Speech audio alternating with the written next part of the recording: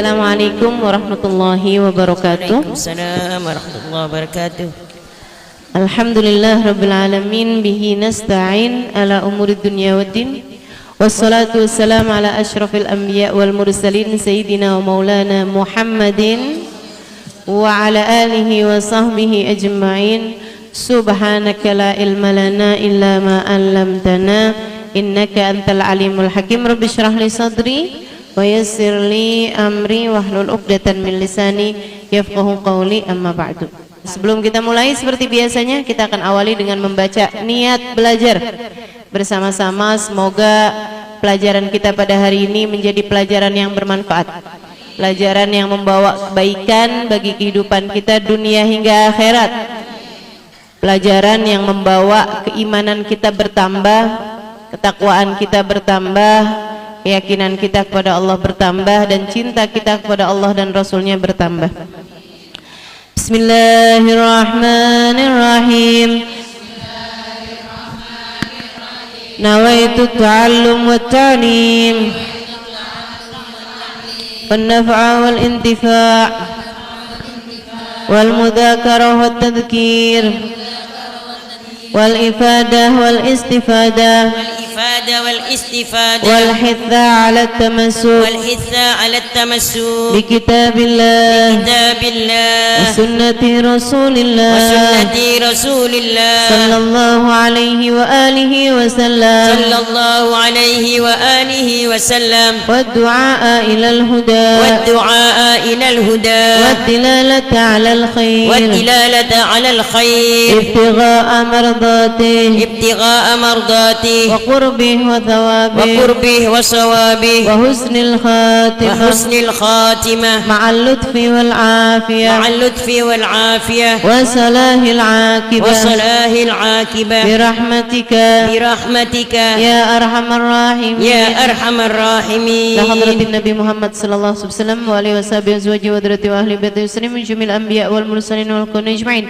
ونصوصا سيدنا المهاجرين الله محمد بن عيسى فكر المقدم محمد بن علي وعلي سيد الحباب عبد الله بن أبو بكر عيدروس فخر الوجود الشيخ بكر بن سالم وصول مفروم تمر صاحب راتب عبد الله بن الحداد صاحب الكتاب الحبيب أحمد بن زين الحبشي وصاحب المولد حبيب علي بن محمد الحبشي ثم إلى أرواح أربعة الأئمة المجتهدين ومقلدين في الدين علماء عاملين فقهاء المدرسين والقراء والمفسرين سادة الصوفية المحققين أجمعين جميع آل أبي علوي أجمعين إن الله يغفر لهم ويرحمهم ويعلي درجاتهم في الجنة وينفعنا بركاتهم وأسرارهم وأنوارهم وعلومهم ونفحاتهم في الدين والدنيا والآخرة. الفاتحة. بسم الله الرحمن الرحيم. الحمد لله رب العالمين الرحمن الرحيم مالك يوم الدين إياك نعبد وإياك نستعين اهدنا الصراط المستقيم صراط الذين أنعمت عليهم غير المغضوب عليهم ولا الضالين آمين. بسم الله الرحمن الرحيم. Ya'lamu kha'inatal a'yun, Allah itu mengetahui hianatnya mata. Apa tuh hianatnya mata? Orang-orang yang berghibah pakai mata, ngomongin orang pakai mata, tahu nggak? Main gitu matanya gitu. Pas kita habis ngomongin orang kapan waktu, terus teman kita tuh nggak nyambung gitu. Yang manis sih orangnya, gitu kan? Tardah. Kalau ketemu di pengajian, pas lagi pengajian kita ketemu gitu, kita ngasih isyarat sama temen kita itu Nodino gitu, tapi isyaratnya nggak pakai ngomong, cuma pakai mata doang. Itu namanya khainatal a'yun, khianatnya mata. Dan semua yang dilakukan sama mata dari dosa-dosa, itu namanya juga khianat mata. Mata kita pakai. Suami yang halal nggak suka diliatin, tapi suaminya orang demen bener liatinnya, Masya Allah. Gimana tuh yang kayak begituan? Ini teman-teman saya sekalian, kemampuan menjaga mata nih ya. Mudah-mudahan Allah Subhanahu wa taala karuniakan pada kita insyaallah. Jadi matanya ditinggalkan ditinggalkan untuk meninggalkan yang haram, matanya dipakai untuk nggak mau lihat yang haram, sama bahkan mereka nggak mau ngelihat sesuatu hal yang fuduli gitu sifatnya. Fuduli itu yang nggak ada manfaatnya, yang berlebihan gitu, yang berlebihan, kepo, itu dia tuh gitu. Ini para walinya Allah Subhanahu wa taala nih pada pinter-pinter nih urusan beginian nih. Para walinya Allah pada pinter-pinter. Kita nggak pada pinter-pinter nih urusan beginian nih. Jaga mata, jaga mata, jaga mata, gitu ya. Pas lagi jalan, kayaknya cakep tuh, melihat. Kayaknya menarik tuh, lihat. Kan begitu ya? Masya Allah. Para walinya Allah pada pinter-pinter jagain mata mereka. Itu ya. Jangankan yang kayak urusan-urusan, misalnya tontonan-tontonan gitu yang mubah, apalagi yang makruh, apalagi yang haram, yang kayak ada siaran Darul Mustafa tuh. Siaran Darul Mustafa kan apa namanya, video yang iniin acaranya Habib Umar tuh di Darul Mustafa. Tapi itu kan memang ada Habib-Habib lain-lain juga gitu kan. Itu Hubaba Nur nggak mau lihat. Hubaba Nur tuh lebih suka dengerinnya dari radio di Tarim sana, di Tarim sana.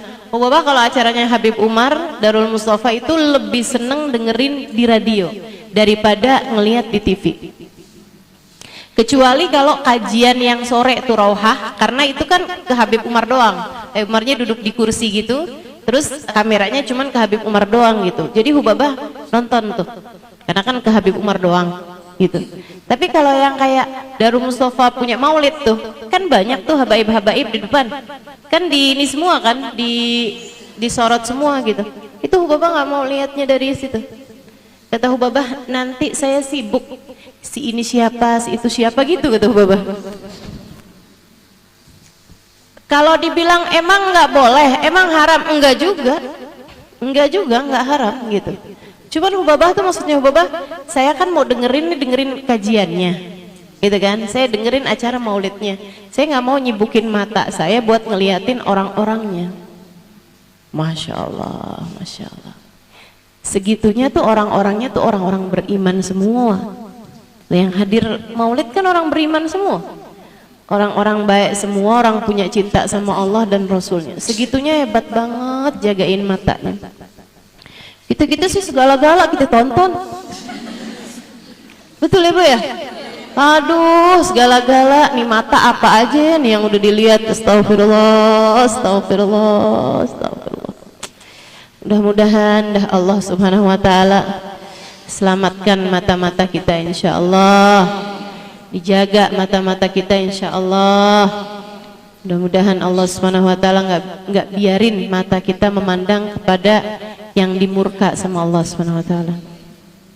Saya ingat dulu ulama-ulama tuh, para kiai-kiai itu nggak bolehin kita, orang-orang tua, habaib-habaib dulu tuh nggak bolehin kita ngelihat gereja. Saya nggak tahu kalau yang di sini digituin nggak sama orang-orang tuanya. Saya tuh dulu enggak ya. Oh, oke lah, nggak apa-apa. Nggak apa. Jadi zaman saya kecil dulu tuh kayak orang-orang tua suka bilang, "Kok kalau lihat gereja nunduk gitu, jangan lihat gitu kan. Jangan lihat gitu." Dulu-dulunya sih saya ya maksudnya kayak kenapa juga gitu kan. Kenapa juga gitu. Lama-lama belakangan saya juga ngerti gitu. Kenapa nggak boleh lihat? Karena jangan sampai nih di mata kita ada pengagungan terhadap tempat-tempat yang di sana Allah Subhanahu wa taala dikhianati. Allah dikata punya anak, Allah dikata punya istri, kan Allah dikhianati. Betul apa enggak? Kita aja kalau misalnya ada orang tua kita benci sama orang gitu ya, lo jangan lewat lo depan rumahnya. Iya apa enggak?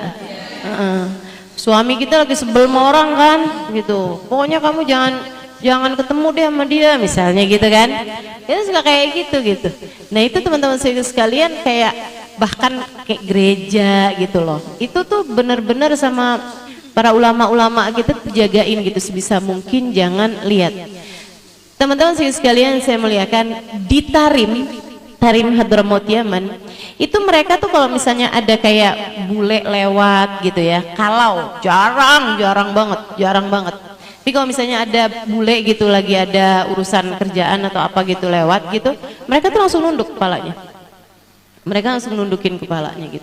Padahal segitunya mereka tuh nggak tahu kalau itu orang Muslim atau bukan gitu. Karena kan di sana memang semua orang pakai, kalau perempuan pakai kerudungan gitu, seenggaknya walaupun nggak pakai cadar gitu misalnya. Dan pakai baju panjang gitu kan, pakai abaya hitam sama pakai kerudung hitam gitu. Sekurangnya kayak gitu, mau ada bule mau ada siapa gitu, sama kayak di Mekah Madinah kan juga kayak gitu. Kalau Mekah Madinah peraturan negaranya. Jadi nggak boleh ada orang masuk Mekah Madinah orang nggak beriman selain Muslim, ya. Kalaupun misalnya gitu ada siapalah gitu ya, entah apa gitu yang bisa masuk kayak ke Jeddah atau apa, mereka suka pakai kerudungan gitu. Kalau Jeddah kan umum ya, tapi mereka suka pakai kerudungan juga gitu, pakai abaya hitam gitu. Nah kalau di Tarim itu memang kayak peraturan tak tertulis dari warganya gitu, bahwa semua orang harus kayak begitu. Sampai banyak diantara mereka orang-orang Tarim itu yang nggak pernah lihat orang kafir, nggak pernah lihat mukanya orang kafir tuh nggak pernah lihat mereka gitu. Sampai-sampai ada diantara mereka tuh yang kayak di daerah yang agak dalam gitu ya, misalnya kalau di kita mungkin kayak Depok, Bojonggede, Citayam.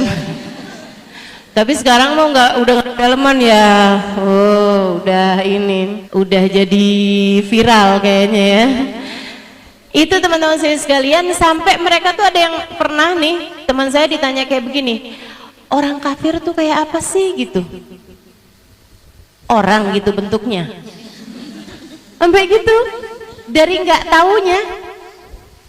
taunya orang kafir tuh kayak gimana gitu, apa punya buntut gitu ya, maksudnya mereka tuh nggak tahu gitu bentuknya tuh kayak apaan, kata dari nggak pernah lihatnya. Jadi seumur hidup tuh yang mereka lihat adalah orang-orang yang beriman kepada Allah, orang-orang yang punya takwa kepada Allah. Masya Allah, terjaga teman-teman kehidupannya. Nah itu kalau yang kayak Hubabah Nur gitu ya, itu bukannya memang kondisinya yang terjaga, tapi beliaunya yang ingin menjaga diri gitu. Jadi kalau misalnya kayak di jalan apa segala macam, nunduk aja beliau, nggak mau ngelihat. Misalnya kalau kayak ke bandara kemana gitu kan, banyak ketemu orang-orang yang kayak gitu. Sampai pernah saya suatu waktu jalan sama Hubabah, terus ada perempuan nyapu gitu di bandara, kayak petugas cleaning service-nya gitu kan. Terus kata Hubabah gini, Halimah kesian banget ya nggak pakai kerudung. Saya bilang belum tentu muslim juga Hubabah. Ini kan belum tentu muslim ya, masa saya mau bilangin gitu, Mbak pakai kerudungan Mbak, gitu kan bingung juga gitu loh. Terus kata Hubabah gini, kamu bilangin ke Halimah siapa tahu gitu. Aduh ini repot bener dah. Masya Allah. Tapi sih karena disuruh sama guru, pokoknya saya tuh urusannya kalau disuruh sama guru tuh nggak ada pikiran dalam pikiran saya untuk yang ada pilihan saya kerjain apa nggak kerjain gitu. Nggak ada, kerjain nggak ya, cari alasan nggak ya, enggak. Udah disuruh ya udah disuruh gitu. Jadi saya samperin,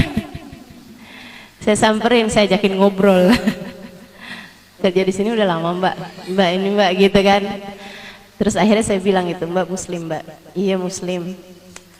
Mbak itu tuh yang duduk di sana tuh Mbak guru saya Mbak, saya bilang. Itu orangnya mustajab doanya, baik hatinya gitu. Dia pesan sama Mbak untuk pakai jilbab gitu kan, untuk pakai penutup aurat, biar kita hidupnya di akhirat bisa lebih bahagia gitu. Kamu kalau kepengen apa-apa, doa atau apa, boleh tuh Mbak minta sama beliau gitu. Saya nggak tahu akhirnya kayak gimana juga teman-teman. Dan nggak inget juga muka dia kayak gimana. Cuman saya ngelihatnya orang-orang yang seperti Hubabah Nur gitu ya, para ulama-ulama, itu pandangannya selalu memandang dengan pandangan rahmat terhadap siapapun. Jadi ngelihat perempuan nyapu di bandara dan beliau kira itu adalah muslimah gitu kan, beliau ngerasa kayak yang orang ini juga harus selamat nih di akhiratnya, orang ini harus bahagia nih di akhiratnya gitu. Itu yang selalu jadi bahan pikiran beliau gitu hari-hari. Jadi kalau misalnya lewat di Indonesia gitu kan, ngelihat ada orang-orang banyak yang nggak pakai jilbab, yang beliau pikirin ya itu, ya Allah selamatin mereka semua, ya Allah selamatin mereka semua. Dan saya nggak bisa ngomongin apa-apa sama mereka, maafin saya ya Allah gitu. Jadi setiap kali ada kesempatan untuk bisa nasehatin mereka gitu, ya dinasehatin sama beliau gitu. Dan itu juga Habib Umar seperti itu. Sampai pernah ada satu pramugari itu yang taubat gitu di ininya Habib Umar. Bisa Habib Umar bilangin suruh pakai kerudung begini begitu segala macam. Dia kemudian jadi masya Allah gitu. Jadi perempuan yang masya Allah gitu kan. Sesudah dinasihati sama beliau gitu. Nah itu para ulama-ulama kita tuh seperti itu teman-teman sekalian. Orang-orang soleh-solehah tuh kayak begitu gitu ya. Kalau kita kan enggak, kita ngelihat orang gitu ya, pakai baju terbuka gitu. Pikiran kamu kayak gimana coba? Hah? Pikiran kamu kayak gimana? Atau nggak mikir? Atau bodoh amat? Bodoh amat kali ya, gitu ya? Bodoh amat gitu. Atau bahkan ada yang kayak begini nih, godain laki orang tuh. Nyinyir, ya Allah, ya Allah. Iya betul. Sekurangnya didoain kan begitu ya.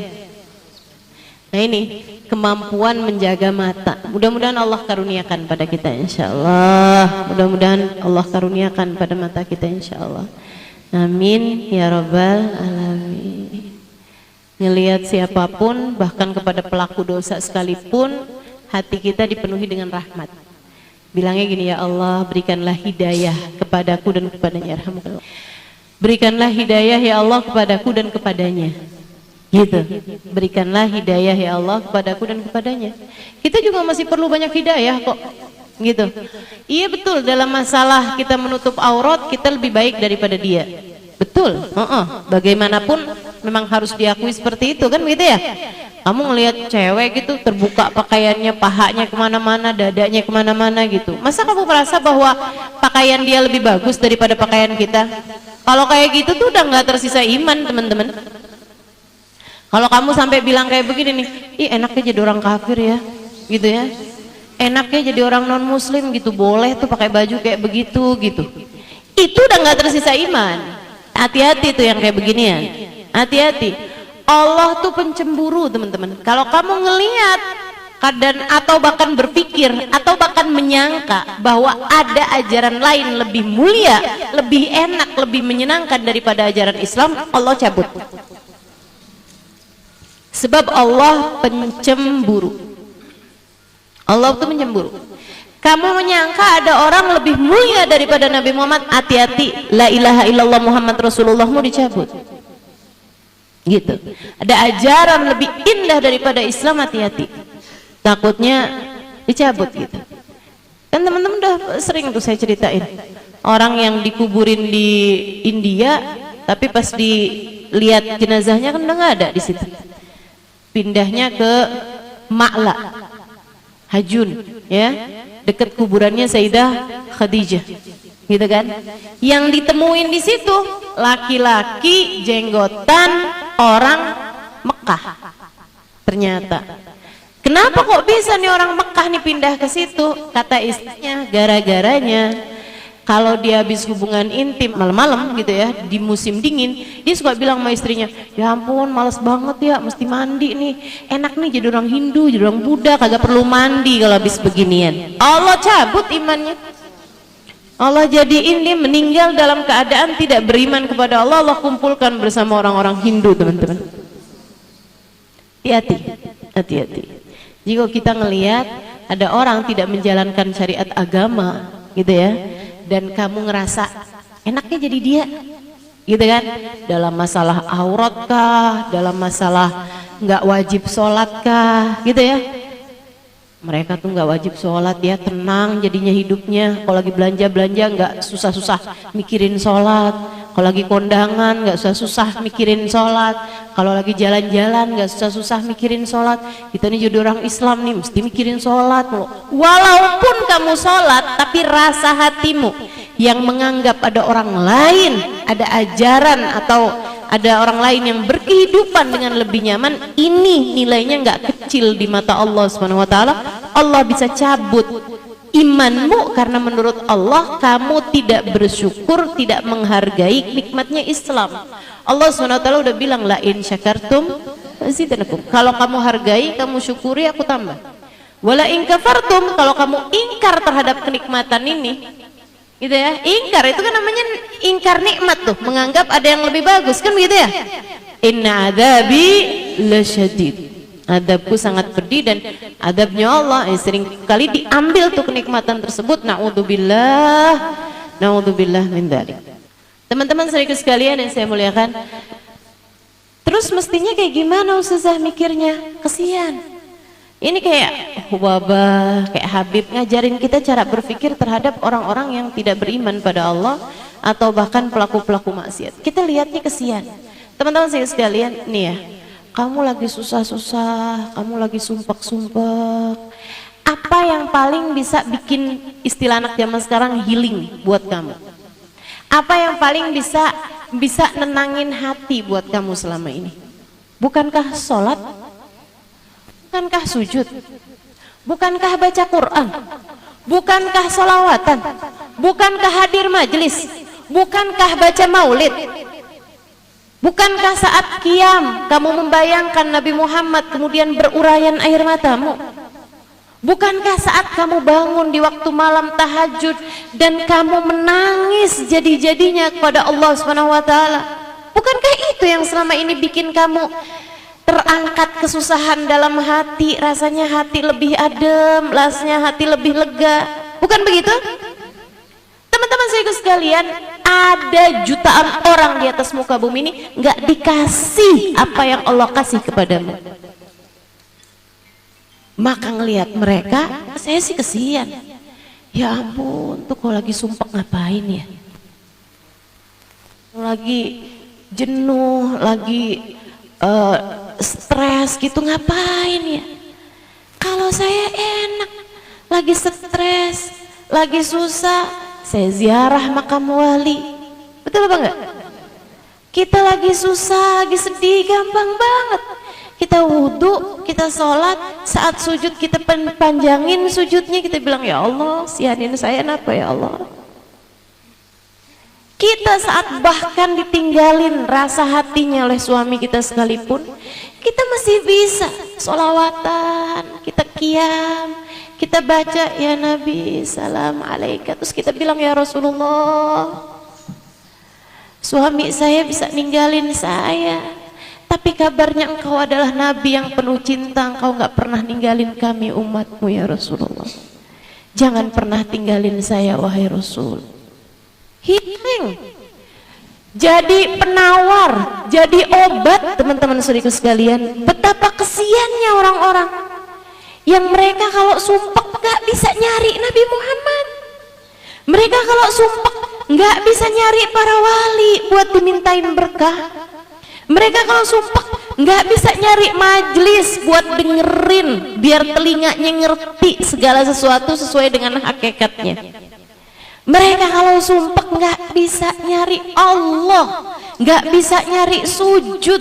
Teman-teman saudaraku sekalian, asli di atas muka bumi ini ribuan, jutaan orang-orang yang nggak tahu caranya ngobatin diri mereka sendiri. Mereka nggak tahu caranya ngobatin hati mereka sendiri. Semakin sumpek, semakin sumpek, semakin sumpek. Naudzubillah min dzalik. Mereka kirain kalau saya kaya, saya nggak sumpek. Mereka kaya, tambah sumpek. Enggak kok Ustazah, orang kaya-kaya tuh nggak sumpek, siapa bilang? Itu omongannya orang yang nggak pernah kaya.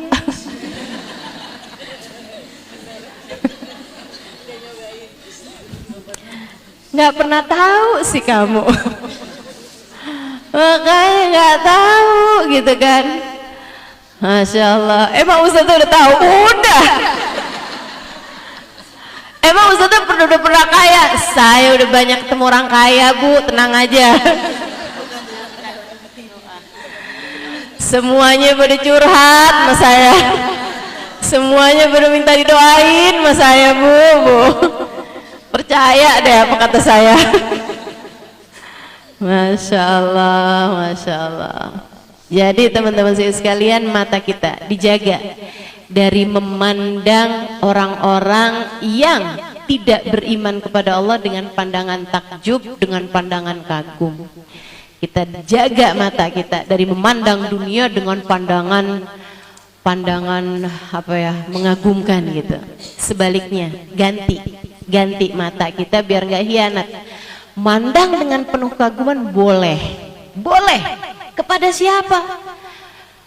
Kepada para ulama, kepada para aulia, kepada orang-orang yang hidupnya ngerjain taat pada Allah Subhanahu wa taala. Gitu ya. Kamu pandang dengan pandangan penuh takjub, silahkan. Kepada adik-adik santri yang hafal Quran. Gitu kan? Yang pada hafal ribuan hadisnya Nabi Muhammad. Nah itu silahkan pandang takjub kepada mereka. Masya Allah, Masya Allah. Kepada para ulama-ulama yang terjaga teman-teman sekalian, pandang dengan penuh takjub, gitu kan? Ustazah, tapi itu kan sekarang nih ya, ada ulama, anaknya ulama, ternyata kagak bener Ustazah. Ya itu mah oknum. Pasti ada aja yang nggak bener, pasti ada aja. Tapi yang bener juga banyak. Betul apa enggak? Yang benar-benar teman-teman sekalian, ulama-ulamanya Allah banyak. Yang nolak dikasih duit hanya karena khawatir uangnya itu uang syubhat misalnya atau uang haram, banyak teman-teman sekalian, banyak. Jangan kamu kira karena kamu demen menduit semua orang demen menduit. Enggak gitu. Banyak orang yang enggak seberapa sama dunia. Kenapa? Karena mereka kekagumannya, merasa hebatnya kepada Allah Subhanahu wa taala, kepada Nabi besar Muhammad sallallahu alaihi wasallam.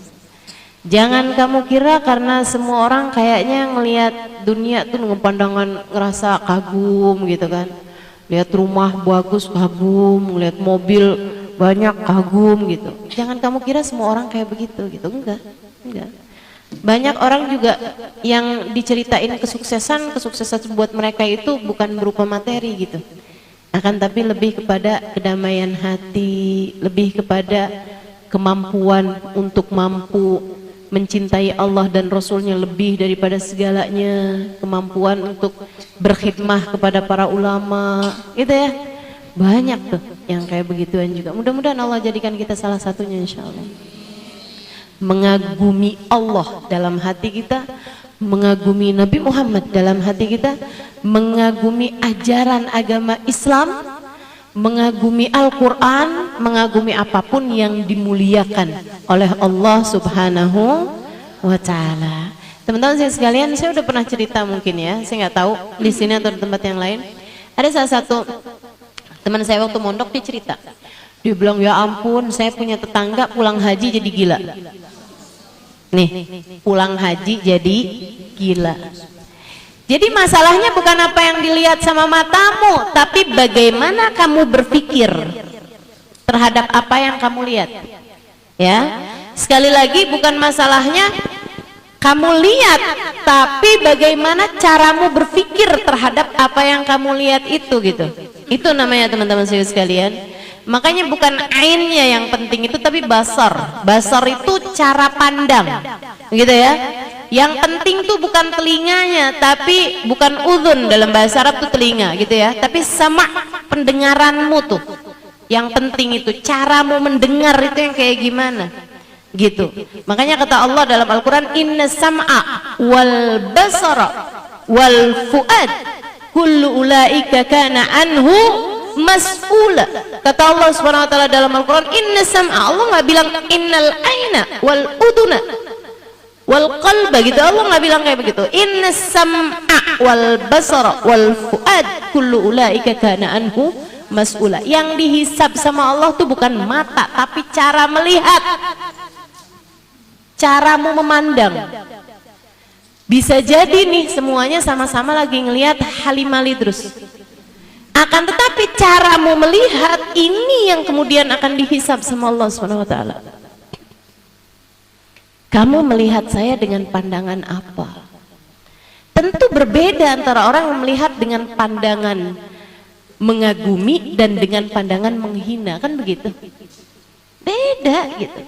Teman-teman sekalian yang saya muliakan, kepada siapa pandangan kekagumanmu tertuju dan kepada siapa pandangan menghinamu tertuju? Nih teman-teman, ini yang akan dihisab sama Allah, bukan ain, bukan udhun. Inna sam'a, sesungguhnya pendengaran, wal basar, dan penglihatan, cara dengar sama cara lihat, itu yang penting. Teman saya tuh cerita, pulang haji tetangga saya gila. Kenapa bisa gitu? Dari sejak awal nih, dia dikasih tahu bahwa dia mau berangkat haji gitu ya, kuotanya keluar lah gitu. Itu dia tuh bilang bolak-balik, saya mau haji nih, mau lihat Ka'bah tuh kayak apaan sih? Jadi cara pandangnya terhadap sesuatu yang udah salah gitu. Orang semuanya pada pengen lihat apa namanya Ka'bah, pengen pergi haji, pengen tahu sih kayak apaan sih yang namanya Ka'bah tuh gitu. Teman-teman sikut sekalian, lihat nih Ka'bah ceritanya. Lihat Ka'bah. Waktu lihat Ka'bah, orang tuh kan semuanya tuh kalau ngeliat Ka'bah tuh subhanallah, rasanya ya emang luar biasa. Air mata nggak bisa dibendung gitu kan. Kecil aja, tapi mengingat bahwa yang kecil itu Allah nisbatkan kepada dirinya. Jadi pusat kiblat sholat kita gitu. Kita menghadap Allah, badan kita nih mesti dihadapin ke arahnya Ka'bah gitu kan. Itu kan luar biasa sekali nih tempat satu ini nih. Caramu memandang, caramu berpikir tentang Ka'bah itu yang akan dihisab sama Allah. Dan itu yang kenapa kata Nabi Muhammad, memandang kepada Ka'bah sekali seperti ibadah setahun. Bukan asal mandang teman-teman. Jangan kamu kira asal mandang, sama kayak memandang ulama gitu ya, seperti ibadah sekian tahun. Bukan asal mandang teman-teman. Kalau mandangin sambil mikir gitu, jenggotnya tebel juga ya, tuh hidungnya mancung ya Habib nih ya gitu. Istrinya kayak apaan ya mukanya ya? Masih punya anak belum kawin ya? Itu teman-teman sekalian, masalahnya bukan pada kamu lihat apa atau kamu lihat siapa, tapi caramu berpikir terhadap apa yang kamu lihat, terhadap apa yang kamu dengar gitu. Sehingga sekalian yang saya muliakan, abis itu dia beneran ngeliat Ka'bah nih, orang semuanya langsung ada yang sujud syukur, nangis, langsung doa gitu kan di depan Ka'bah gitu, semuanya kayak gitu. Dia ngeliatnya kayak gini, oh gini doang yang namanya Ka'bah, gini doang yang namanya Ka'bah. Sampai dengan pulang ke rumahnya, nggak ada yang dia omongin selain gitu doang yang namanya Ka'bah. Ka'bah lo ngono tok gitu katanya, bahasa Jawa gitu. Ka'bah tuh ternyata begitu doang katanya gitu. Sampai jadi gila, nggak ada yang bisa diomongin selain kata-kata itu. Allah benar-benar merendahkannya teman-teman. Allah benar-benar menghinakannya. Naudzubillah min dzalik. Makanya kita mesti mengagungkan, ngelihatnya aja tuh mesti dengan pengagungan terhadap hal-hal yang berkaitan dengan Allah, berkaitan dengan Nabi Muhammad sallallahu alaihi wasallam. Kayak saat kamu ngelihat misalnya rambutnya Nabi Muhammad, ini ke cara pandangmu tuh gimana gitu. Teman-teman sekalian, saya pernah melihat satu kotak yang memang itu adalah kotak buat para cewek. Itu kan suka ada tuh yang nyimpen apa namanya ikat rambut di situ. Iya, kotak aksesoris lah ya kayak gitu ya. Saya pernah ngelihat satu kotak dan itu nggak berhenti air mata saya mengalir, nangis teman-teman saya sekalian. Kenapa gara-garanya? ditulis di bawahnya, satu kotak itu ditaruhin penutup gitu ya, dari kaca yang tebal tentu saja, dan ditulis di bawahnya kotak aksesoris Sayyidah Fatimahuz Zahra.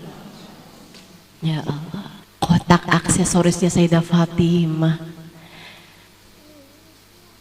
Kamu ngelihatnya pasti juga kayak saya waktu ngelihat itu ya. Langsung kebayang-bayang tangan mungil Sayyidah Fatimah sentuh-sentuh tuh kotak. Ya Allah, langsung kebayang gitu tuh kotak dibawa-bawa sama Fatimah kecil pada masa hidupnya.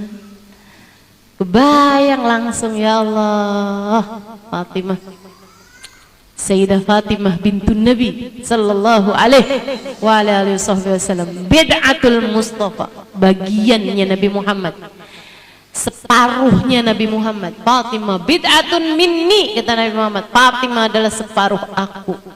Masya Allah, Masya Allah. Itu teman-teman saya sekalian, jadi masalahnya bukan pada apa yang kamu lihat, tapi caramu memandang. Abu Yazid Al-Bistami, siapa tuh? Mujaddid Qarnul Tsani. Ada ulama namanya Abu Yazid Al-Bistami, mungkin kamu jarang dengar namanya ya, tapi ini adalah salah satu dari ulama-ulama besar dunia. Sesudah Sayyidina Umar bin Abdul Aziz, Nabi Muhammad bilang kayak begini nih, likul qarnin mujaddid, setiap 100 tahun agama Islam nih sama Allah dikasih mujaddid, pembaharunya umat ya, pembaharunya umat.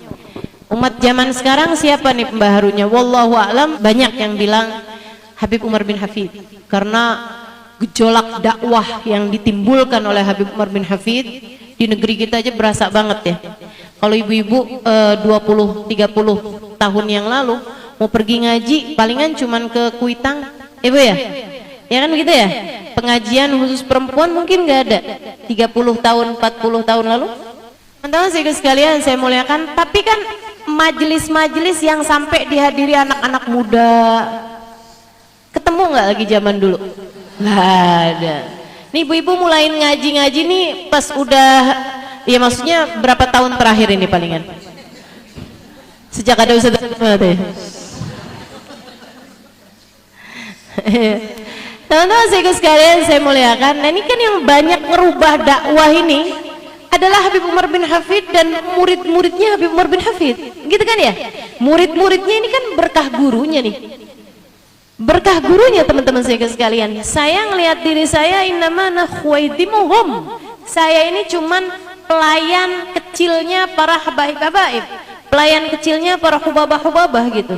Saya bukan Hubabah Halimah, gitu kan ya? Saya cuman Ustazah Halimah. Emang beda tuh ustazah tingkatannya? Ya beda lah gitu. Kalau Hubabah tuh kita panggil tuh untuk perempuan-perempuan yang memang udah Masya Allah gitu ya, secara ibadah, secara doanya mustajab, kedekatan dengan Allah Subhanahu wa taala gitu.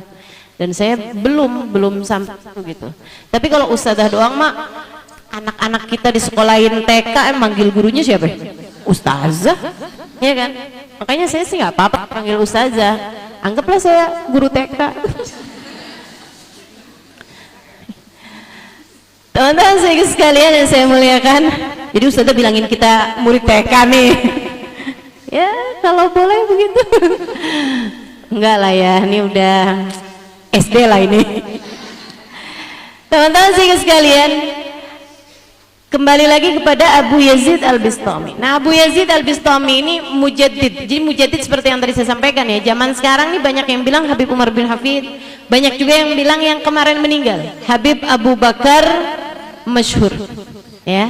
Teman-teman sekalian, Abu Bakar Adni bin Ali Masyhur, beliau itu juga seorang mufakir ya, seorang pemikir yang memang banyak mengubah, jadi kayak semacam ngupgrade ajaran agama Islam gitu. Ilmunya bukan keyakinannya ya, tapi ilmunya, dengan ada namanya fiqhul muhawalat. Teman-teman sekalian saya muliakan, nah ini setiap 100 tahun tuh selalu ada pembaharu dalam umat ini. Jadi Islam tuh ntar kalau udah Allah lihatnya kayak mulai lesu, Allah timbulin lagi satu ulama yang mendunia, yang kayak bisa bikin agama Islam tuh jadi tuh menggeliat lagi gitu, jadi kayak semarak lagi gitu. Selalu seperti itu teman-teman sekalian, untuk 100 tahun.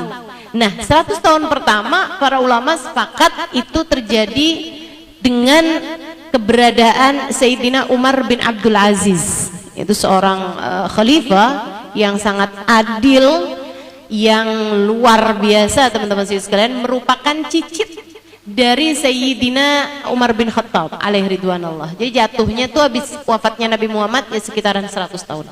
Nah, yang keduanya, mujaddid yang kedua itu namanya Abu Yazid Al-Bistami. Ya, bin Bustam, Sayyidina Abu Yazid Al-Bustami. Teman-teman saya sekalian, Abu Yazid Al-Bustami itu dari dicintanya sama Allah Subhanahu wa taala. Dari dicintanya sama Allah Subhanahu wa taala sampai kalau dia bercanda aja, malaikat-malaikat langit ikutan pada ketawa. Gimana kalau di ibadah coba? Ada tuh orang dari dicintanya tuh sampai kayak begitu, gitu ya. Jadi nggak heran kalau ada, saya berkali-kali membaca cerita tentang Nabi Muhammad tuh kalau lagi nangis, itu malaikat di atas langit ikutan nangis semua teman-teman, ikutan nangis semuanya gitu. Itu terjadi kepada baginda kita Nabi besar Muhammad, gitu kan. Sehingga sekalian saya muliakan, kalau Nabi Muhammad udah pasti dong tercintanya. Tapi ada orang, seorang wali min auliyaillah, seorang kekasih Allah Subhanahu wa taala gitu ya. Ya Abu Yazid Al-Bistami ini teman-teman saya sekalian, itu yang kalau bercanda malaikat-malaikat langit pada ikutan ketawa gitu. Ya ampun, Bu Yazid nih lucu. Lucu banget segitu. Itu malaikat-malaikat langit teman-teman. Ini jangan sampai nih ya, kita nih jadi orang-orang yang bahkan kita ibadah aja malaikat lihatnya 4. Nauzubillah, nauzubillah, nauzubillah. Nauzubillah, nauzubillah.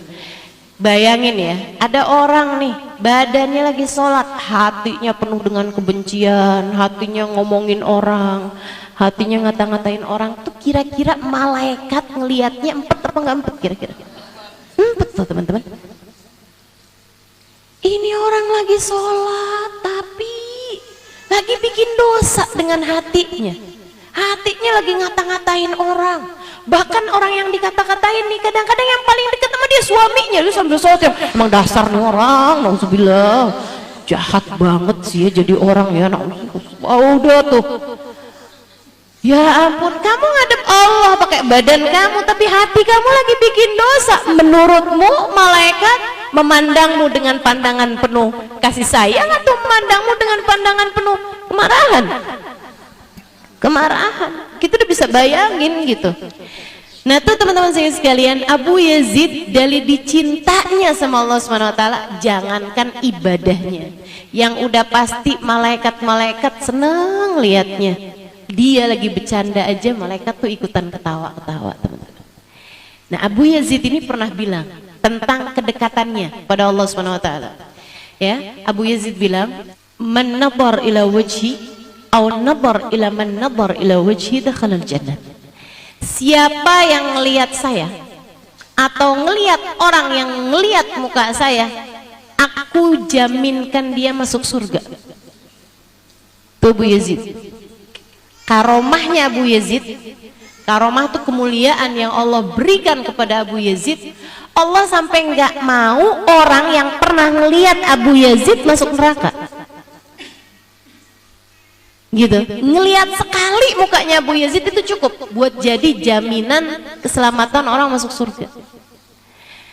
Bahkan bukan ngelihat Abu Yazid aja teman-teman sekalian, ngelihat orang yang ngelihat mukanya Abu Yazid. Gitu ya, kita nggak ketemu nih sama dia nih gitu misalnya, tapi kita ketemu orang yang ketemu sama dia gitu, itu aja udah bisa masuk surga teman-teman. Dan itu Abu Yazid yang ngomong, Abu Yazid yang ngomong, man ra'a wajhi aw ra'a man ra'a ila wajhi dakhala al-jannah. Siapa yang pernah melihat wajahku atau melihat orang yang pernah melihat wajahku bakalan masuk surga. Ucapannya Abu Yazid nih, ya selalu kan ada kontroversi kan, nggak mungkin jadi orang yang selalu disepakati sama semua orang dong. Iya kan ya? Jangankan kayak Abu Yazid, sama Nabi Muhammad aja orang gak sepakat. Yang sama-sama muslim aja ada yang bilang Nabi Muhammad manusia biasa, udah gak usah terlalu berlebih-lebihan, gak usah hadirin maulid, gak usah baca sholawat, kalian berlebih-lebihan sama Nabi Muhammad. Muslim, la ilaha illallah Muhammad Rasulullah. Ada kok yang gak sepakat tuh sama Nabi Muhammad, apalagi sama Abu Yazid. Nah yang gak demen sama Abu Yazid nggak selalu orang kafir, ya sama kayak yang nggak demen sama Nabi Muhammad nggak selalu orang kafir, ya kan? Ngakunya bahkan paling muslim, jenggotnya paling panjang, kerudungannya paling lebar, betul, sarungnya paling cingkrang, kurang jelas lagi apalagi nih ya. Oh, dahinya paling hitam, ngerasanya paling Islam tapi nggak demen sama Nabi Muhammad. Nih aneh. Teman-teman sekalian yang saya muliakan, Abu Yazid, ada orang-orang yang nggak senang sama Abu Yazid, wali min auliyaillah. Teman-teman, Abu Yazid ya maksud saya, wali min auliyaillah. Ada yang nggak demen dia, yang nggak demen nih ngomong kayak begini nih, Abu Yazid parah banget dah. Masa dia ngomong yang lihat wajah saya bakalan masuk surga? Nabi Muhammad nggak kayak gitu. Nabi itu, Abu Lahab ngelihat mukanya Nabi masuk neraka. Umayyah bin Khalaf ngelihat mukanya Nabi masuk neraka. Abu Jahal ngelihat mukanya Nabi masuk neraka. Abu Yazid bilang, siapa yang ngelihat muka saya, ngelihat mukanya orang yang ngelihat muka saya pasti masuk surga. Abu Yazid parah nih. Gak bener nih Abu Yazid nih, sesat nih Abu Yazid. Teman-teman saya sekalian, tapi orang-orang yang ngerti Abu Yazid siapa dan ngerti juga Nabi Muhammad siapa, mereka jawabin. Katanya mereka yang paham urusan nih, paham, ngerti siapa Allah, ngerti siapa Rasulullah, ngerti siapa Abu Yazid pada zaman itu, pada jawabin, Abu Yazid bener kok, omongan Abu Yazid bener. Siapa yang lihat Abu Yazid atau ngelihat orang yang ngelihat Abu Yazid bakalan masuk surga. Tapi masalahnya bukan pada apa yang dilihat, cara lihatnya.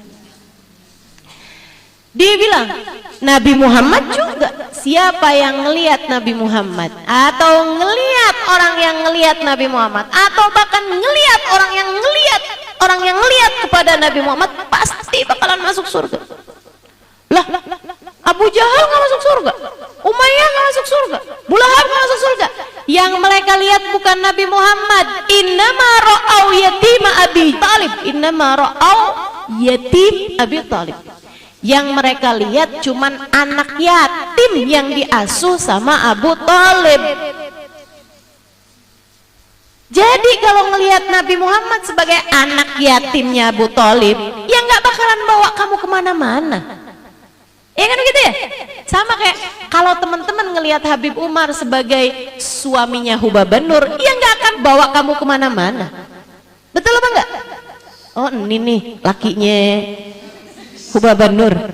Ya nggak akan kemana-mana teman-teman, nggak akan bawa kamu kemana-mana. Makanya saya kalau ada orang-orang soleh-solehah datang kemari, para wali-wali datang kemari, saya ajarin cara lihatnya. Kemarin saya sampaikan tuh kalau teman-teman dengerin saya. Itu kalau dengerin ya. Saya nggak nyalain kalau ada yang nggak dengerin, mungkin ngantuk.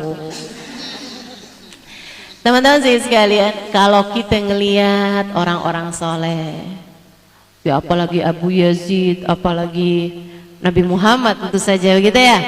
Kita lihat nih kayak yang sekarang hadir, Hubabah Syarifah bintil Habib Muhammad bin Abdullah Al-Haddad. Teman-teman sekalian, hafizah Al-Quran 30 juz dari sejak muda. Dari zaman muda beliau sudah hafal Al-Quran 30 juz. Dan beliau memahami sama tafsir-tafsirnya. Kayak apa coba? Itu aja udah bisa bikin kamu ngelihat Hubabah Syarifah. Kan bukan sebagai adiknya Hubabah Nur aja. Ini itu ya. Kalau kamu ngelihat Hubabah Syarifah, oh ini dia, ini adiknya Hubabah Nur, kan lain dengan kamu lihatnya sebagai hafizah, ngerti sama tafsirnya Al-Quran 30 juz. Kamu ngafalin juz 30 aja kagak hafal-hafal. Jangan sok-sokan deh. Ya, kadang-kadang kalau lagi ngantuk baca kuliah aja nggak kelar-kelar. Lakum dinukum waliyadini nggak ketemu-ketemu tuh. Ada yang pernah begitu? Saya pernah kayak gitu. Pernah tuh saya kayak gitu, ya ampun, nggak tahu lagi ngantuk, nggak tahu lagi capek, nggak tahu lagi dua-duanya. Ya Allah, ini baca kuliah kok kayak nggak kelar-kelar ya.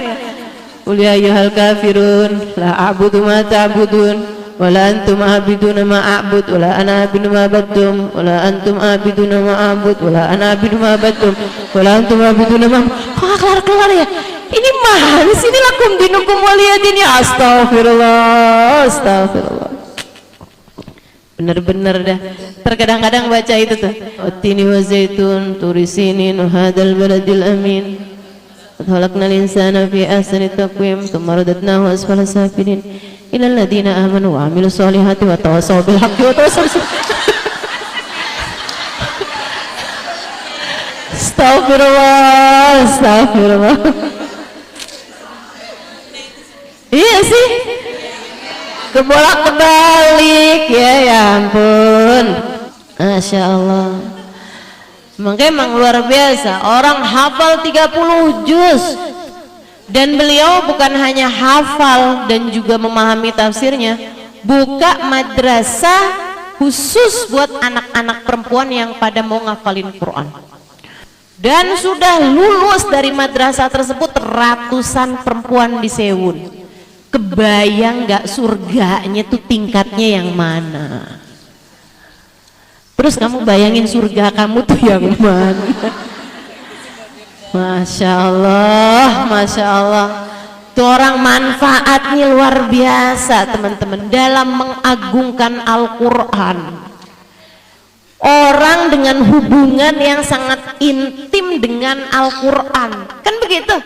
Maka kamu sambil mandang, ya Allah, jadikan kami ahli Quran sepertinya. Ya Allah, deketin hubungan kami sama Al-Quran seperti Engkau telah mendekatkan dirinya dengan Al-Quran.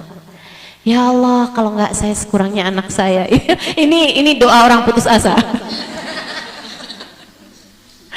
Gitu ya. Doanya ibu-ibu yang tiap hari ngerutin harganya bawang berapa, cabai rawit berapa sekarang gitu. Itu banyak tuh yang kalau saya ajarin doa, ya Allah jadikan saya seorang ahli tafsir. Kayak aminnya tuh gini ya, amin. Mudah-mudahan anak kita amin gitu. Cucu kita amin gitu ya. Kayaknya udah yang nggak ada harapan sama diri sendiri gitu. Udah kayaknya udah deh cucu deh gitu. Masya Allah. Ini teman-teman sekalian. Jadi cara pandangmu terhadap orang itu yang akan ngaruh gitu. Sama halnya dengan adik-adik tuh, kalau ngeliatin misalnya ada aktor Korea datang, waduh, ada artis Korea datang gitu kan, lihat tuh sambil teriak-teriak sampai ada yang pingsan. Justin Bieber datang, waduh, ya Allah, sampai anak-anak gadis pada nangis-nangis, semua orang tuanya minta dibeliin tiket. Harganya tiketnya 1 juta. Harga tiket itu 1 juta tuh yang paling murah. Iya katanya gitu ya. Masya Allah, Masya Allah. 5 juta, 10 juta pada minta sama orang tuanya minta dibeliin tiket. Ngeliat teriak-teriak, sambil nangis. Ustaz tahu, lihat tuh gitu kan. Tingkahnya anak-anak, astagfirullah, astagfirullah. Kalau pandangan yang seperti itu kamu miliki terhadap para wali-walinya Allah, terhadap para ulama-ulama, selamat kamu bakalannya, selamat. Selamat. Anak-anakmu punya pandangan kayak begitu terhadap para ulama, terhadap para habaib, terhadap para hubabah, selamat, selamat. Selamat bakalannya. Teman-teman, dakhalal jannah pasti. Anakmu umur 9 tahun bisa ngelihat hubabah yang mama, Masya Allah banget ya, mau nangis-nangis gitu dia, pengen minta salaman gitu sama mereka, pengen bisa lihat gitu, mama saya nggak mau sekolah hari ini, masih pengen lihat hubabah misalnya. Saya bisa jaminkan anak yang seperti ini dakhalal jannah. Nggak usah Abu Yazid teman-teman saudara sekalian, nggak usah Nabi Muhammad, ketinggian. Anakmu punya cara pandang seperti itu, melihat dengan pandangan kekaguman seperti itu kepada Habib Umar bin Hafid, selamat pasti, selamat pasti. Karena itu sama basar itu yang ngaruh lebih daripada ain, sama lebih ngaruh daripada telinganya itu sendiri gitu. Cara pandangmu terhadap seseorang itu yang akan sangat berpengaruh, gitu kan? Akan sangat berpengaruh gitu. Ngelihat orang yang dilihatin, ini jilbabnya beli di mana ya? Bajunya jahit di mana ya? Tasnya harganya berapa ya? Ya, turun bener sih itu ya pandangan matanya. Mudah-mudahan Allah SWT kasih kepada kita nilai tinggi untuk mata-mata kita, insya Allah. Tahu mana yang harus dikagumi, tahu mana yang harus dihinakan. Amin ya rabbal alamin. Wa ma tukhfis sudur, Allah tahu semua nilai mata-mata kita. Allah tahu semua nilai hianatnya mata, nilai dosa-dosa mata kita. Allah tahu, Allah nilai. Wa ma tukhfis sudur, Allah tahu apa yang ada di dalam hati. Hati kita ini apa yang bicara di sana, dia lagi ngobrolin apa, dia lagi mikirin apa, Allah tahu semuanya. Dan teman-teman sedikit sekalian, yang ngebedain antara kita sama para wali, ya ini dia nih, apa yang ada dalam hati mereka dan apa yang ada dalam hati kita. Kalau teman-teman tanya, Ustazah, kalau para wali-wali itu ya, kalau sholat itu yang dibaca apaan sih? Kalau sholat itu yang dibaca apaan sih? Ya sama. Doa iftitah mereka sama Ustaz sama kita? Sama. Fatihah mereka sama kita? Sama. Rukunya baca subhanarabbiyal azim? Sama. Sama. Yang dibaca sama persis sama kamu. Teman-teman saya sekalian, mungkin bahkan ada di antara kita ini yang bacanya lebih fasih daripada Hubabah siapa, daripada Habib siapa gitu. Teman-teman saya sekalian, yang ngebedain apa? Apa yang ada di sini, apa yang ada dalam hati, apa yang ada dalam hati. Nabi Muhammad bilang, at-taqwa hahuna, at-taqwa hahuna. Sesudah Allah Subhanahu wa taala bilang, inna akramakum indallahi atqakum. Sesungguhnya yang paling mulia di sisi Allah di antara kalian yang paling bertakwa. Nabi kasih tahu, takwa itu bukan urusan seberapa banyak kamu sholat duha. Takwa itu bukan seberapa banyak kamu sholat tahajud, seberapa banyak ayat Al-Quran yang kamu baca. Takwa itu bukan hanya seberapa banyak kamu berpuasa, bukan seberapa banyak kamu baca zikir, enggak gitu. Nabi Muhammad ngasih tahu, atau seberapa banyak kamu bersedekah, enggak gitu. At-taqwa hahuna, at-taqwa hahuna. Takwa tuh di sini, kata Nabi. Takwa tuh di sini. Makanya pernah Sayyidina Umar ini orangnya seru nih. Sayyidina Umar tuh pernah ngelihat ada orang anak muda kayak yang kepengen eksis, kepengen tampil gitu ya, pengen jadi orang yang viral, pengen jadi orang yang terkenal gitu kan. Tapi kalau di depannya para ulama-ulama, di depannya para yang kayak Sayyidina Umar apa segala macam, kalau jualan tuh kayak paling nunduk gitu. Kalau ketemu sama orang tuh kalau yang paling khusyuk gitu. Masalahnya Sayyidina Umar tahu isi hatinya orang.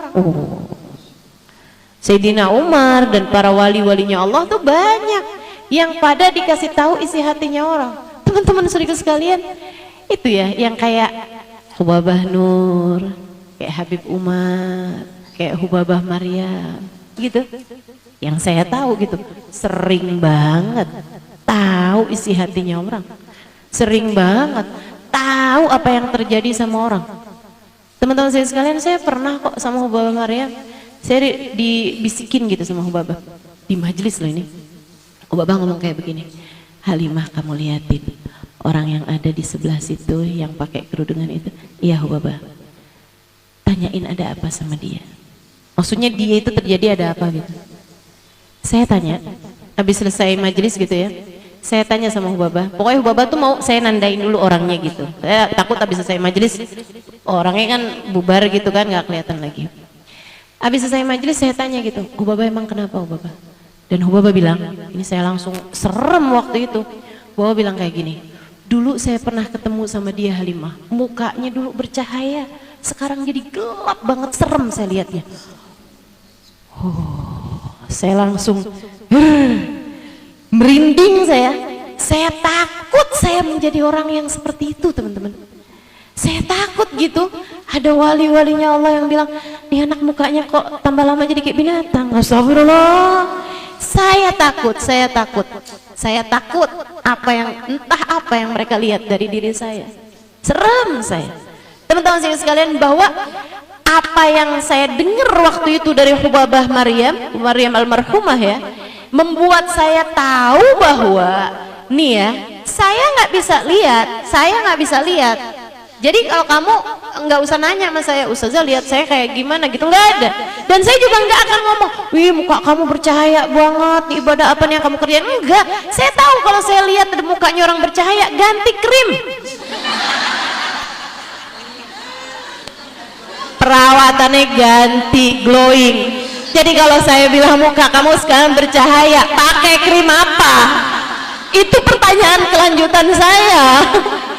Nggak usah GR dulu, karena saya nggak bisa lihat, teman-teman sekalian, saya nggak bisa lihat.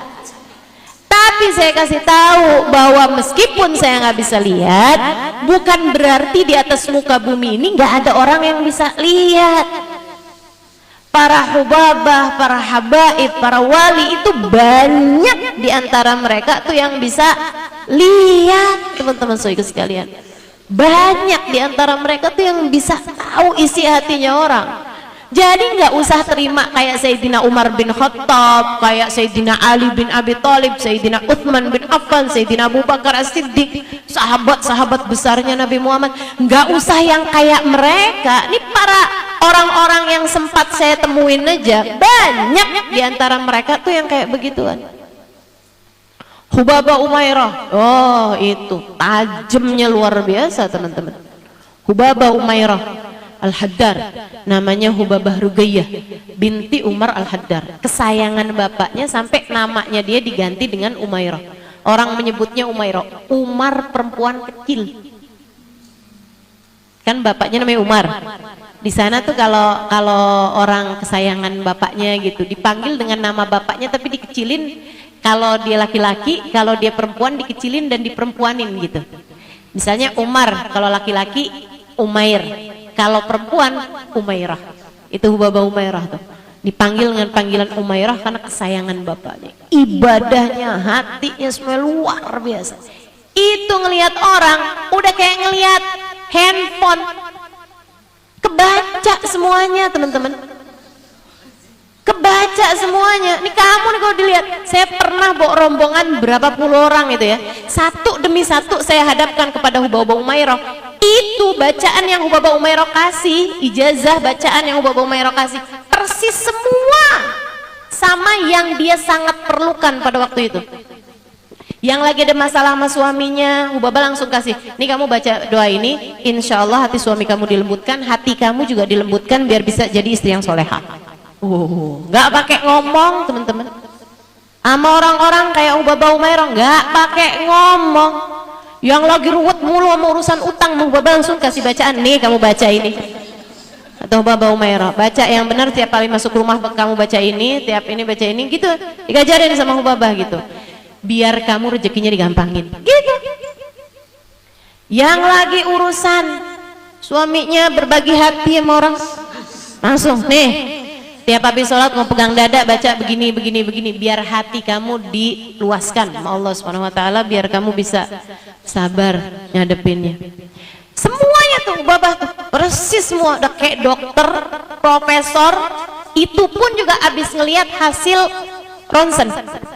Bukan asal-asal dokter aja nggak tahu loh. Betul nggak? Mesti ngelihat ronsen dulu. Ini lebih canggih daripada dokter manapun teman-teman. Para walinya Allah Subhanahu wa taala. Jadi nggak usah yang kayak Sayyidina Umar terus kamu mau bilang, mana bisa ya Sayyidina Umar tahu isi hatinya orang. Ya ampun, nggak usah Sayyidina Umar urusan gituan sih. Berarti kayak dukun ya Ustaz. Ya lain.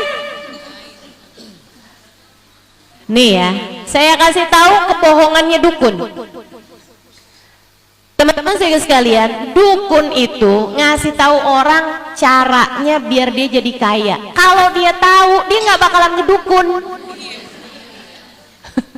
Betul nggak? Betul nggak? Makanya kamu nggak usah percaya mendukun. Kalau dia bilang gitu kan, nih kalau kamu begini nanti kamu akan disayangin sama atasan kamu, nanti kamu bakalan dikasih duit begini begitu begini begitu gitu.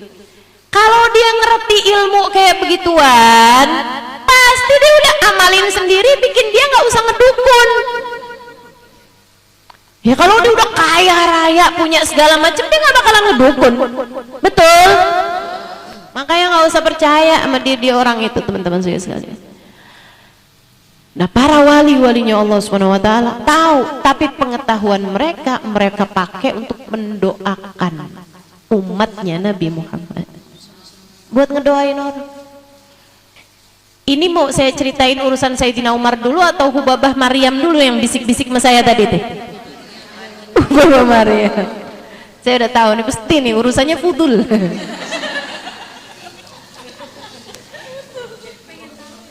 Itu teman-teman. Jadi saya takut banget tuh kan. Ya Allah, Hubabah nih. Apa nih yang dilihat? Hubabah Maryam udah meninggal. Hubabah Maryam bintul Habib Muhammad bin Abdullah Al-Haddar, istrinya Habib Zain bin Smith, sudah meninggal dunia ya. Teman-teman baca Bidadari Bumi 2, saya ceritakan bagaimana saya bisa hadir di waktu Hubabah Maryam meninggal dunia, karena waktu itu saya memang sedang ada di Mekah. Jadi saya bisa datang tuh ke rumahnya. Beliau meninggal di Madinah. Saya waktu itu ada di Mekah, udah ketemu sama beliau di Madinah, terus saya datang ke Mekah. Pas lagi saya di Mekah, hari terakhir saya, itu Hubabah Maryam meninggal dunia. Jadi saya berangkat dari Mekah ke Madinah untuk bertakziah dan ikut mensolati beliau. Teman-teman sekalian saya muliakan. Nah, yang saya mau ceritain ini ya, Hubabah Maryam tuh bisikan sama saya. Halimah tuh orang itu tuh pakai kerudungan warnanya itu. Nah, saya nggak mau sebut warna nih, takut ada yang pakai.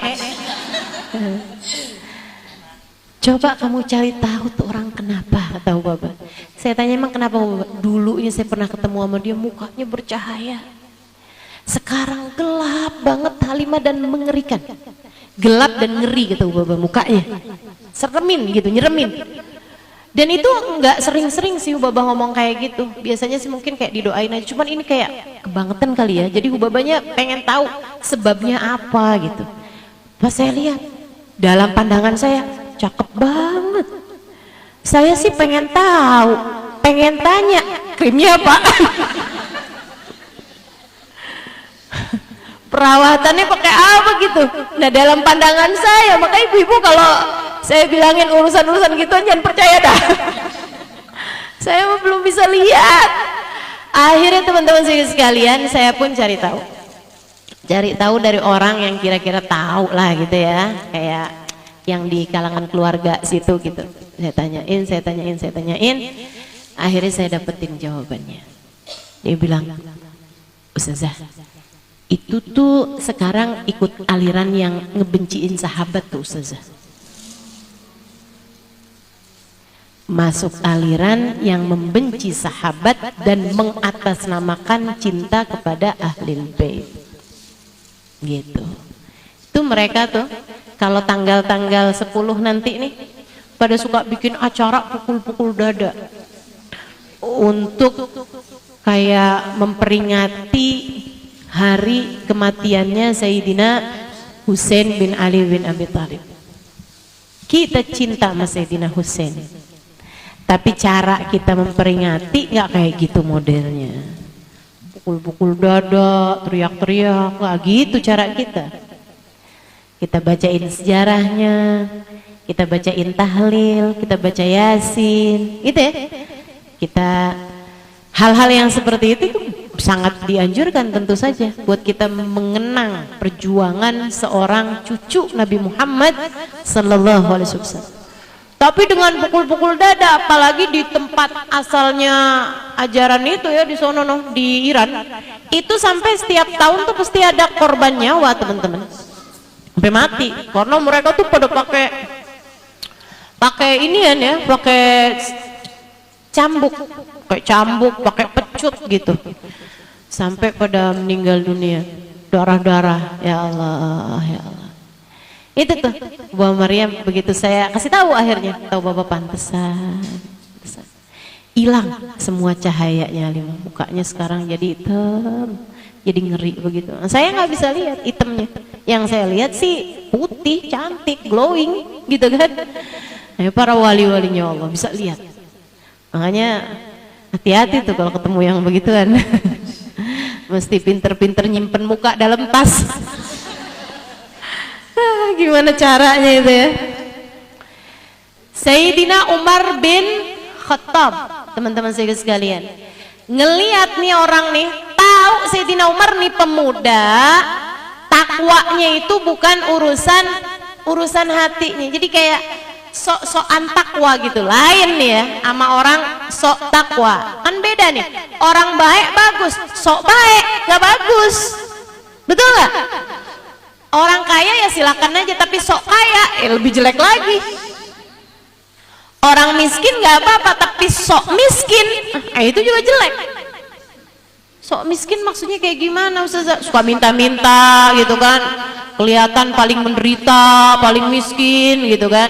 Itu namanya sok miskin ya. Sok miskin nggak bagus, sok kaya nggak bagus juga gitu. Jadi kayak gimana mendingan? Ya udahlah, sok cantik nggak bagus, sok jelek juga nggak bagus. Kayak yang paling jelek-jelek sendiri gitu ya. Padahal orang jelek kan banyak. Masya Allah. Jadi teman-teman, Sayyidina Umar nih ngelihat orang ini, anak muda ini. Waduh, kalau ini tuh kelihatannya kayak yang paling khusyuk gitu. Kelihatannya kayak paling khusyuk gitu kan, paling nunduk. Wes, kalau depannya Sayyidina Umar tuh jalan tuh sampai paling nunduk gitu.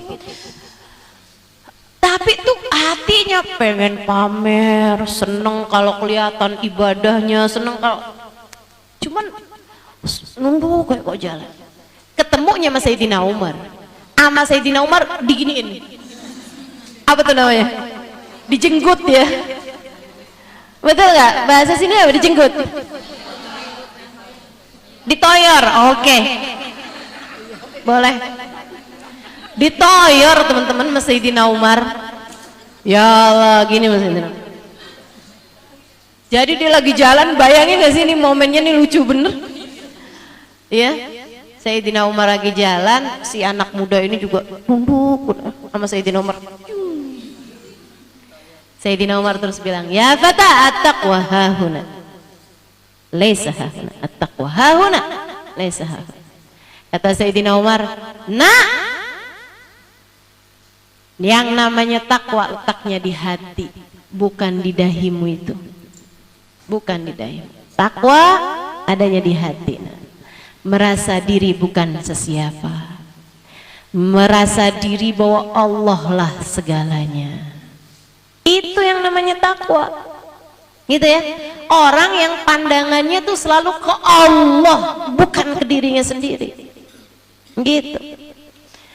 Masya Allah, Masya Allah. Dia ngelihat dirinya nggak ada, yang dilihat Allah SWT. Itu hakikat takwa. Wa ma tukhfi sudur. Itu yang ngebedain hatinya wali sama hatinya kita. Hatinya wali ngelihat Allah aja, hatinya kita ngelihat diri kita aja.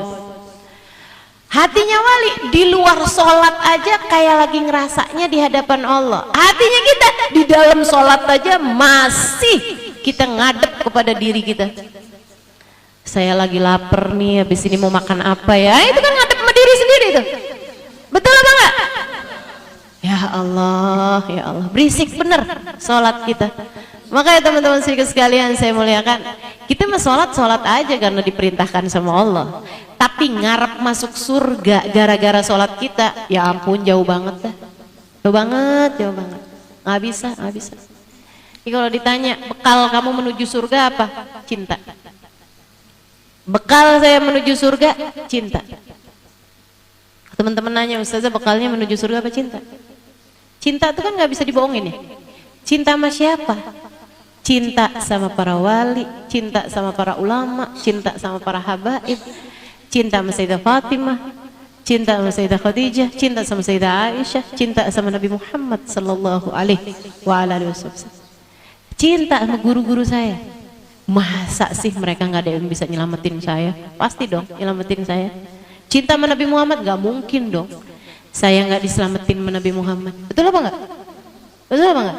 Jadi teman-teman jujur-jujuran aja. Banyak kenal sama Nabi Muhammad dari siapa? Dari saya kan. Banyak tahu cerita tentang Nabi Muhammad dari siapa? Dari saya. Segitunya misalnya Nabi Muhammad menyelamatkan teman-teman karena teman-teman sholawatan banyak, cinta juga sama Nabi gitu. Masa Nabi Muhammad nggak nyelamatin saya? Nggak mungkin kan? Pasti banyak yang protes dong. Rasul, saya nih tahu engkau dari dia, dari Ustaz Halimah. Masa Ustaz Halimahnya nggak diselamatin? Kesian Rasul. Betul banget.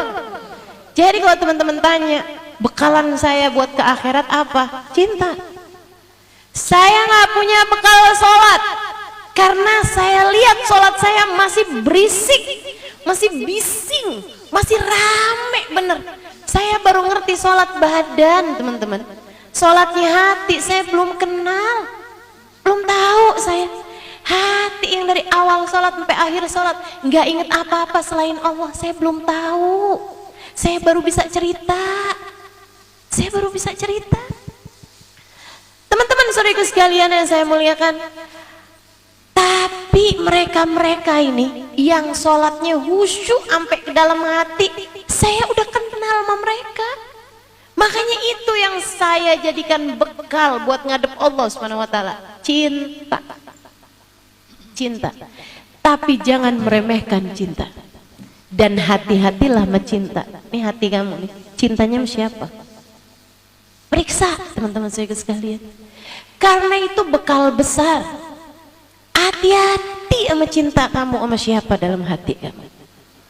Karena itu bekal besar. Bekal yang bahkan Sayyidina Imam Asy-Syafi'i yang punya 10 juz tiap malamnya dalam sholatnya. Dalam sholatnya punya 10 juz. Hataman Quran sehari sekali Imam Asy-Syafi'i. Imam Syafi'i mengatakan, "Uhibbus salihina walastu minhum la'alli an anala minhum syafa'ah wa abghadu man kanat bida'atuhul ma'asi wa in kuntu sawa'an fil bida'ah." Katanya Imam Syafi'i, "Uhibbus salihin." Saya cinta sama orang soleh. Saya cinta sama orang soleh. Walastu minhum, meskipun saya bukan termasuk di antara mereka. Satu hataman Quran tiap hari, ngajarin orang-orang, ulama paling terkemuka pada zamannya Imam Syafi'i. Dia bilang, saya cinta orang soleh meskipun saya belum termasuk di antara mereka. La'alli an anal minhum syafa'ah. Kenapa engkau cinta? Karena aku berharap saya bisa dapetin syafaat mereka. Imam Syafi'i aja ngerasa berbekalnya pakai cinta, karena beliau merasa saya belum termasuk di antara orang-orang soleh. Nah ini kalau Imam Syafi'i ngomong mah tawadu, kalau saya yang ngomong emang beneran, teman-teman saya sekalian. Makanya nih kalau Imam Syafi'i aja berbekal pakai cinta, gimana dengan kita? Abghad man kanat bida'atuhul ma'asi. Kata Imam Syafi'i, saya benci sama orang yang barang dagangannya adalah dosa. Wa in kuntu sawa'an fil bida'ah, meskipun bekelan mereka, modal mereka sama sama saya. Sama-sama saya tukang maksiat juga, tapi saya nggak demen sama orang yang tukang maksiat. Walaupun sama saya sama dia gitu. Kata Imam Syafi'i kayak begitu. Teman-teman saya sekalian, Imam Syafi'i jauh dari kemaksiatan. Imam Syafi'i hidupnya penuh dengan ketaatan. Akan tetapi ya kayak semacam ngajarin kita juga bahwa bekal cinta dalam hati kita itu adalah merupakan bekal besar kita menuju Allah Subhanahu wa ta'ala. Maka pastikan di dalam hatimu tidak mencintai kecuali orang-orang yang bisa membawamu kepada keselamatan di akhirat. Pastikan hatimu punya cinta sama Nabi Muhammad. Pastikan hatimu mencintai para sahabat Nabi Muhammad. Pastikan hatimu mencintai ahlul bait Nabi Muhammad. Pastikan hatimu mencintai para wali-walinya Allah. Pastikan hatimu mencintai para ulama-ulamanya Allah. pastikan hatimu mencintai orang-orang soleh, ahli-ahli taat, ahli-ahli ibadah pada Allah Subhanahu wa taala. Pastikan hatimu mencintai orang-orang yang belajar menuntut ilmu agama. Pastikan hatimu mencintai orang-orang yang hidupnya dia pakai buat menyebarkan ilmu agama. Sebab keberadaan cintamu kepada mereka ini yang punya nilai di mata Allah Subhanahu wa ta'ala. Orang kalau di hatinya punya rasa cinta kepada para wali, punya rasa cinta kepada para ulama, punya rasa cinta kepada orang-orang soleh yang memang memiliki keberkahan dalam kehidupan mereka, banyak di antara mereka yang ketika datang ajal menjemputnya, orang soleh tersebut ikut hadir di saat kematiannya. Banyak, baik yang sudah orang soleh yang sudah meninggal dunia ataupun orang soleh yang masih hidup.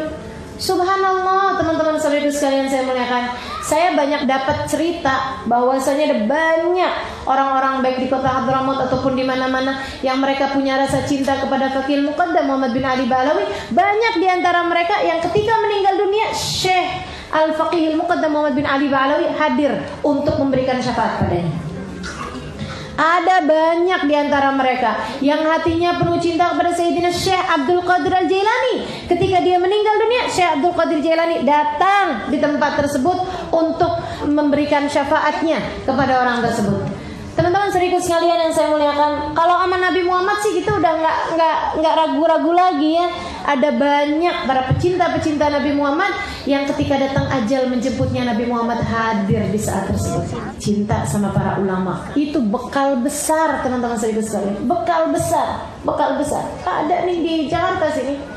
Di Jakarta sini ya, orang pengusaha tapi dia punya cinta sama ulama yang luar biasa. Satu hari dia sakit, dijengukin sama Sayyid Abbas, saudaranya Sayyid Maliki, adiknya Sayyid Maliki, ulama, orang soleh, orang masya Allah. Dijengukin sama beliau. Dia cintanya kepada para ulama-ulama luar biasa. Yang terbesarnya cintanya kepada Sayyid Abbas Al-Maliki ini. Dia kemudian dia lagi sakit, dia bilang sama Sayyid Abbas, dia bilang, Sayyid, ini kayaknya saya udah bentaran lagi meninggal. Kata Sayyidnya, enggak, kamu masih akan panjang umur. Enggak panjang-panjang amat, tapi kita akan meninggal dunia bareng-barengan. Katanya Sayyid Abbas, kita akan meninggal dunia barengan. Teman-teman saya ikut sekalian, saya muliakan. Dia bilang, gitu ya Sayyid, kalau gitu yuk kita adain maksudnya semacam perjanjian gitu. Kita mau meninggal dunia barengan. Ini ulama-ulama tuh kalau yang besar-besar kayak gitu tuh bisa bikin perjanjian kematian. Ya Allah. Saya kenal, makanya saya tahu cerita ini gitu ya. Akhirnya kemudian teman-teman saya sekalian yang saya muliakan, satu hari dia sakit, kemudian dia sempat tidur, nggak sembuh gitu, nggak sembuh. Dia juga nunggu sampai satu hari beliau dengar Sayyid Abbas meninggal dunia. Itu Sayyid Abbas meninggal dunia nggak pakai sakit, nggak pakai apa aja, langsung meninggal gitu. Teman-teman saya sekalian, begitu dia dengar Sayyid Abbas meninggal dunia, dia langsung kumpulin anak-anaknya. Semua keluarganya dikumpulin, dia kasih wasiat, dia ini dia itu. Abah habis ini meninggal dunia nih nak. Habis ini ayah meninggal dunia, nggak lama lagi ayah meninggal dunia. Kenapa gitu ya? Kata anak-anaknya, karena ayah udah janjian sama Sayyid Abbas. Teman-teman saya sekalian, nggak 3 hari apa berapa hari gitu? Dari nggak sampai seminggu dari Sayyid Abbas meninggal dunia, beliau meninggal dunia. Itu tiap hari kerjaannya kapan nih ya? Ini Sayyid Abbas kenapa nggak datang nih katanya gitu. Nggak nyampe seminggu kemudian meninggal dunia. Masya Allah. Itu orang kalau cinta sama orang-orang soleh, cinta sama para guru-guru yang Masya Allah, bisa kayak begitu teman-teman saya sekalian. Waktu Habib Hasan Asy-Syatiri ini yang kalau yang udah meninggal dunia malah hal yang sangat memungkinkan ya. Yang masih hidup nih orangnya nih, maksudnya belakangan ini dan orangnya masih hidup. Dulu Habib Hasan Asy-Syatiri itu punya khadim yang khidmah sama beliau dari sejak zaman muda. Khadimnya Habib Hasan. Pokoknya dia ngurusin Habib Hasan, nyuciin baju, nyuciin piring, ini itu segala macem semua deh urusan Habib Hasan dia yang kerjain. Khadimnya Habib Hasan. Nggak pernah mau dibayar. Sama Habib Hasan nggak mau. Udah Bib, nggak Bib, aneh nggak mau Bib. Mana pahala aneh dari mana Bib? Kalau antum bayaran nggak mau Bib. Yang ada aneh mau ngasih Bib sama Bib, nggak mau Bib. Pokoknya gitu terus. Sampai akhirnya udah bertahun-tahun, ya dapat rezekinya dari arah yang lain. Allah Maha Pemberi rezeki. Sampai udah dapat bertahun-tahun, dipanggil sama Habib Hasan Syatri. Ente ini, ana ini udah ente khidmahin udah berapa puluh tahun. Sekarang ana mau nanya, apa yang ente mau? Ana mau doain, mau mintain sama Allah apa yang ente mau? Ya Allah Bib, ana udah tungguin Habib nanya kayak begini dari kapan tau Bib? Dia bilang gitu. Udah nungguin nih saya nih. Kapan Habib nanya kayak begini, saya tahu pasti akan datang waktunya. Salmi, kayak Nabi Muhammad ya. Terhadap orang yang khidmah menabi kan Nabi begitu, salmi. La ya Rasulullah, ba'da ma yarzaqani Allahul iman wa an yaj'alani sahabatik ma uridu syai'an. Dia bilang, enggak Rasul, abis Allah karuniakan iman dan saya jadi salah satu sahabatmu, saya enggak pengen apapun. Kata Nabi Muhammad, la salni. La budda ya Rasulullah, la budda anta salni. Akhirnya kemudian diminta gitu kan, uridu murafaqatak fil jannah. Sahabat tuh, sahabat Nabi Muhammad alaihi wasallam. Nah ini dia bilang, ya Allah Bib, aneh